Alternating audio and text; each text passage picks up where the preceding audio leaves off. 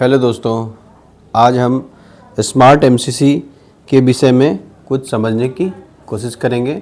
उसका एप्लीकेशन क्या होता है, स्मार्ट एमसीसी क्या होता है और हम लोग कहाँ कहाँ इसको यूज़ कर सकते हैं। स्मार्ट एमसीसी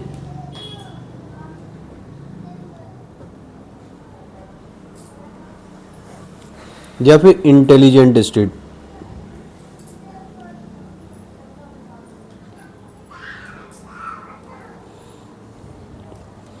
स्मार्ट एमसीसी और इंटेलिजेंट एमसीसी इसको इसलिए बोलते हैं, यहाँ पे जो भी हम लोग कंट्रोलर यूज़ करते हैं वो एक तरह का ऐसा कंट्रोलर होता है, जब हम उसे यूज़ करते हैं तो हमारा वायरिंग रिड्यूस हो जाता है।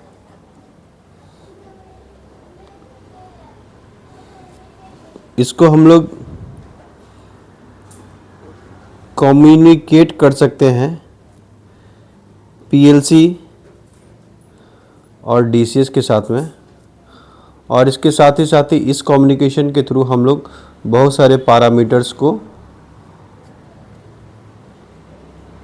ऑब्जर्व कर सकते हैं पीएलसी एंड डीसीएस इंड में।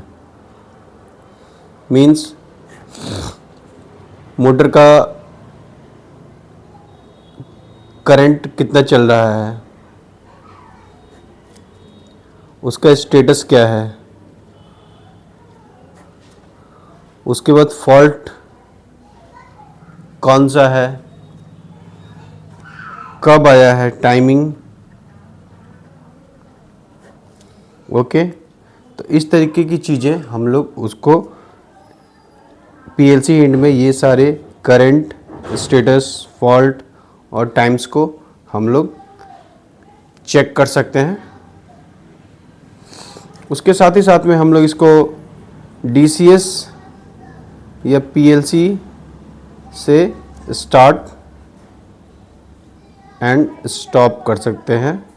मीन्स हम लोग इसको कंट्रोल कर सकते हैं। तो स्मार्ट एमसीसी को स्मार्ट क्यों बोला जाता है?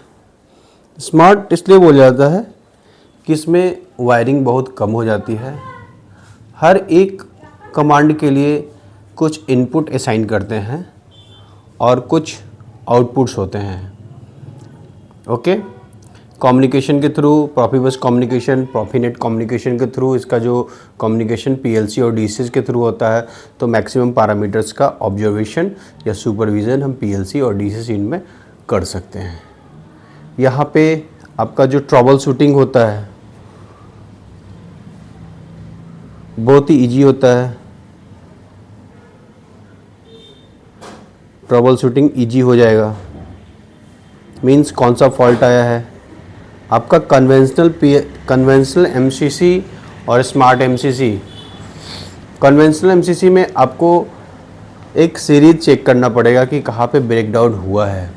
स्मार्ट एमसीसी आपको बता देगा कि कौन सा इनपुट नहीं मिल रहा है, कौन सा आउटपुट नहीं मिल रहा है, कौन सा इवेंट हुआ है। जब आप उसकी प्रोग्रामिंग को चेक करेंगे तो वो वहाँ पे वो बता देता है।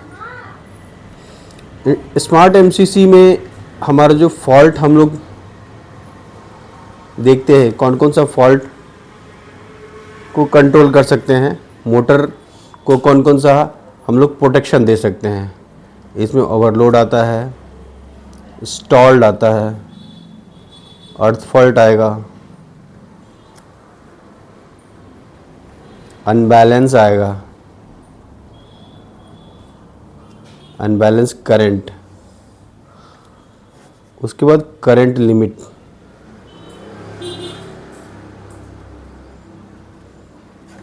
इतने सारे करंट को हम लोग लिमिट कर सकते हैं।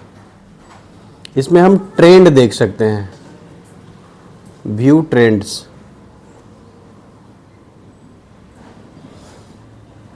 कि किस कंडीशन में कितना करंट चल रहा था, कौन से टाइम में फॉल्ट कौन सा आया था। फॉल्ट की हिस्ट्री भी देख सकते हैं, फॉल्ट हिस्ट्री।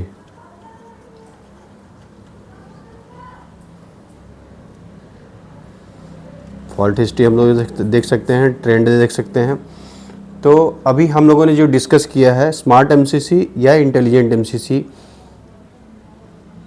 एक स्मार्ट एमसीसी या इंटेलिजेंट एमसीसी में एक कंट्रोलर होता है जिसमें कुछ डीआईज होते हैं, डीओज होते हैं, एनालॉग इनपुट्स और एनालॉग आउटपुट्स भी होते हैं, जैसा हम लोग का रिक्वायरमेंट होता है।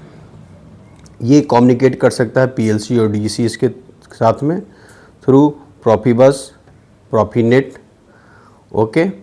और उस कम्युनिकेशन के साथ साथ पीएलसी और डीसीएस इंड में हमें current status, running status, current status of MCC, कौन सा फॉल्ट आया है, फॉल्ट का टाइमिंग क्या है, ये सब हम चेक कर सकते हैं। उसके साथ ही साथ हम लोग पीएलसी या डीसीएस से उसे स्टार्ट स्टॉप कर सकते हैं, कंट्रोल कर सकते हैं, ओके। ये फॉल्ट का लिस्ट है, ये सारे फॉल्ट्स उसमें हम लोग असाइन कर सकते हैं, ओके। उसमें हम ट्रेंड्स देख सकते हैं, फॉल्ट का हिस्ट्री देख सकते हैं। इसमें हमारा ट्रबल शूटिंग ईजी होता है, जो कि हमारे टाइम को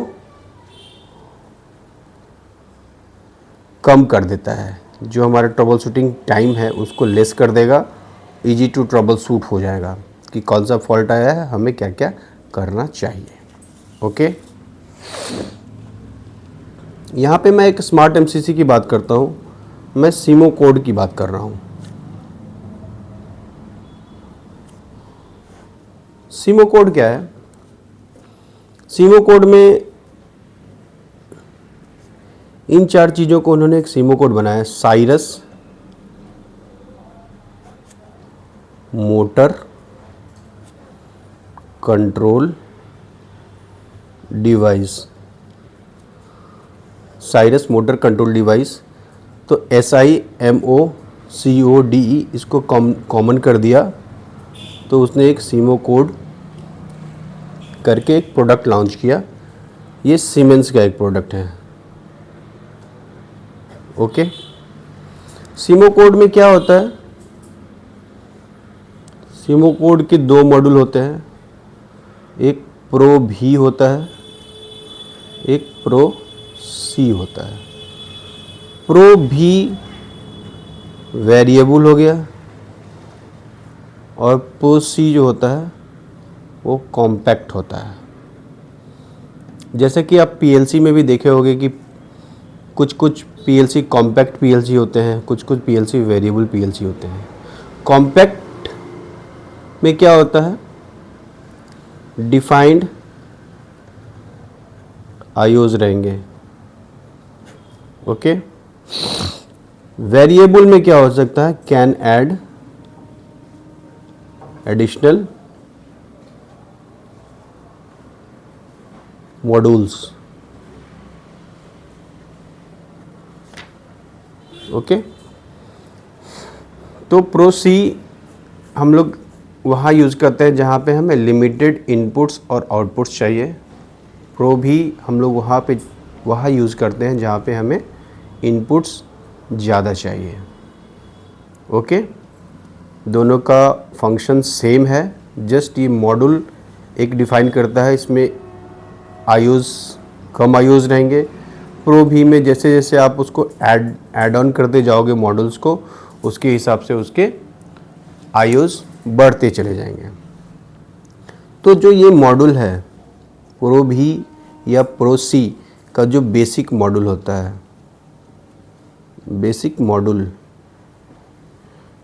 मॉड्यूल्स में 4 DI रहेंगे और 3 DU रहेगा, जो बेसिक्स मॉड्यूल रहेगा। उसके साथ साथ में हम लोग जब इसके साथ में ऐड ऑन करते हैं डिजिटल मॉड्यूल, जब इसमें ऐड करेंगे तो इसमें भी 4 DI रहेगा और 2 DU रहेंगे, ओके। तो ये एक बेसिक कॉन्सेप्ट हुआ कि साइरस मोटर कंट्रोल डिवाइस, जो कि सीमेंस का एक प्रोडक्ट है, जिसको शॉर्ट फॉर्म नाम दिया गया सीमो कोड। ये दो तरीके के होते हैं, प्रो भी एंड प्रो सी। प्रो भी वेरिएबल है, जिसमें हम लोग कोई भी कुछ लिमिटेड मॉड्यूल्स को ऐड कर सकते हैं। प्रो सी में हम कुछ ऐड नहीं कर सकते हैं। जितने भी आईओज़ हैं उसमें 4 DI और 3 DO उतने ही रहेंगे। ओके, बेसिक मॉड्यूल में 4 DI और 3 DO होते हैं और डिजिटल मॉड्यूल में 4 DI और 2 DO होते हैं। ओके, तो ये तो एक बेसिक कॉन्फ़िगरेशन हो गया। ठीक है, इसका एक पावर सर्किट मैं बनाता हूँ, बाद में हम एक कंट्रोल सर्किट के बारे में चर्चा करेंगे। पावर सर्किट,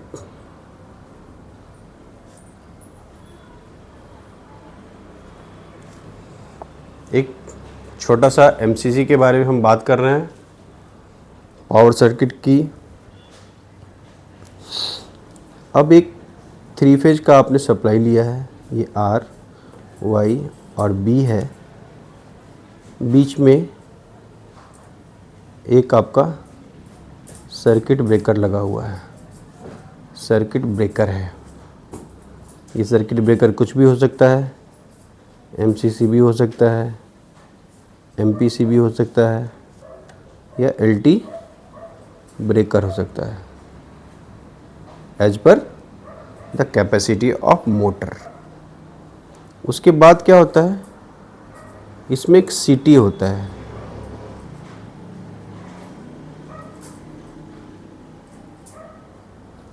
ये CT है।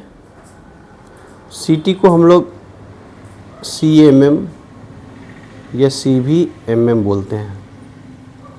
CMM क्या है? Current measuring module.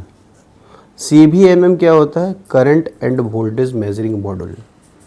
ओके, इससे पास करता हुआ ये आपका कॉन्टेक्टर में जाएगा, कॉन्टेक्टर से ये मोटर में टर्मिनेट हो गया।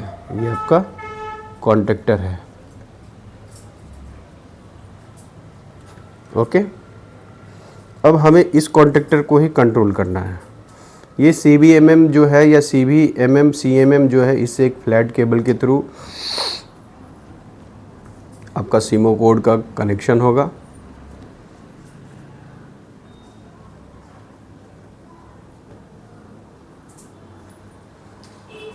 ओके, हमने यहाँ पे प्रो भी मॉडल लिया है।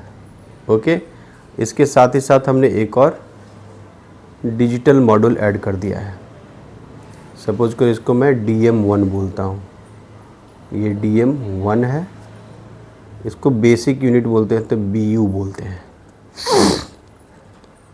इसमें 4 DIs हो गए, इसमें भी 4 DIs हो गए, इसमें 3 DO होते हैं, इसमें 2 DO होते हैं।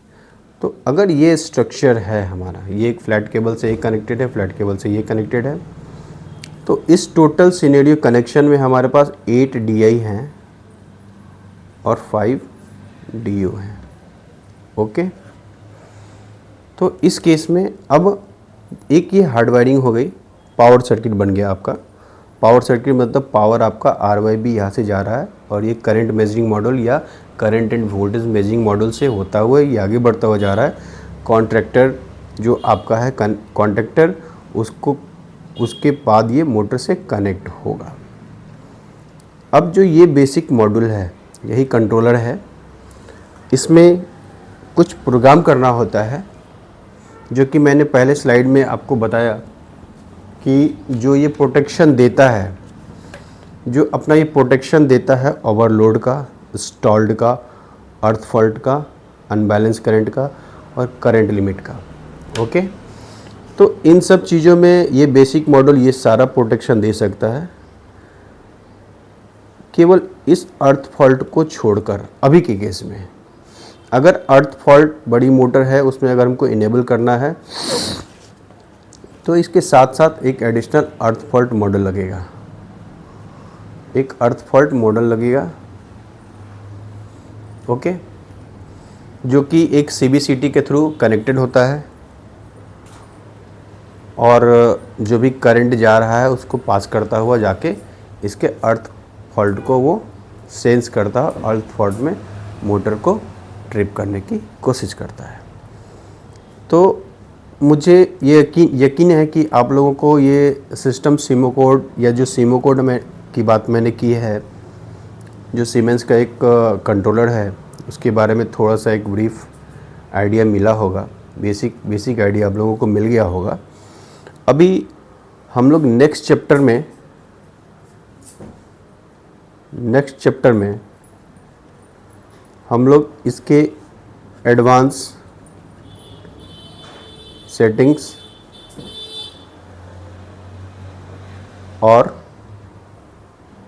प्रोग्रामिंग के बारे में चर्चा करेंगे कि इसकी प्रोग्रामिंग कैसे की जाती है।